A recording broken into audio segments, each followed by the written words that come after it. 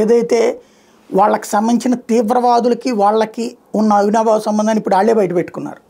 Number 1, మనం ఉగ్ర స్థావరాల మీద దాడి చేస్తే ఆ స్థావరాలని ధ్వంసం చేస్తే వాళ్ళు చచ్చినప్పుడు అక్కడ ఉన్నటువంటి మిలిటరీ అధికారులు ఆ కార్యక్రమాల్లో పాల్గొన్నారు. తద్వారా సైన్యం, ప్రభుత్వం, తీవ్రవాదులు ఒకటే అన్నటువంటి విషయాన్ని, అంటే అది కూడా ఒక సైన్యం వాళ్ళ తీవ్రవాదులు అనేటటువంటి విషయాన్ని మనం ప్రపంచానికి చూపించాం. అట్లాగే వాడు ఔరంగజేబు అనేటటువంటి వాళ్ళ అధికారి, ఎయిర్ ఫోర్స్ అధికారి వాగేశాడు నోటి దూల కొద్దీ. ఏమైనా పుల్వామా మీద అటాక్ ద్వారా మా ప్రజల ఆకాంక్షలు నెరవేర్చామని. అంటే వాళ్ళ ప్రజలు అట్లాగా చాటు దెబ్బలు తీయమనే సన్నాసులు అన్నటువంటి విషయం వాడు అంటున్నాడు. కానీ పాపం వాళ్ళ ప్రజలు అట్టంటోళ్ళని నేను అనుకోను, ఎదురు దమ్ముతో ధైర్యంతో వెళ్ళాలని కోరుకుంటారు. కానీ వాడు సన్నాసి అన్నటువంటి విషయం అర్థమైంది. తద్వారా పాకిస్తాన్కి సంబంధించినటువంటి లెక్క తెలియదు.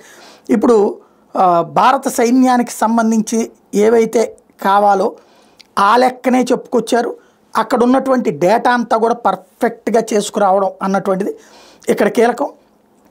ఇందులో పాయింట్ అలా ఏంటంటే భారత సైన్యం చేసేటటువంటి ఎఫెక్ట్తో యుద్ధం ముదరదు. పాకిస్తాన్ మరొకసారి మళ్ళీ ఏమాత్రం కవ్వించినా యుద్ధం ముదురుతుంది. దానికి సిద్ధంగా ఉన్నది. జస్ట్ ఇక తేల్చుకోవాల్సింది వాళ్ళే.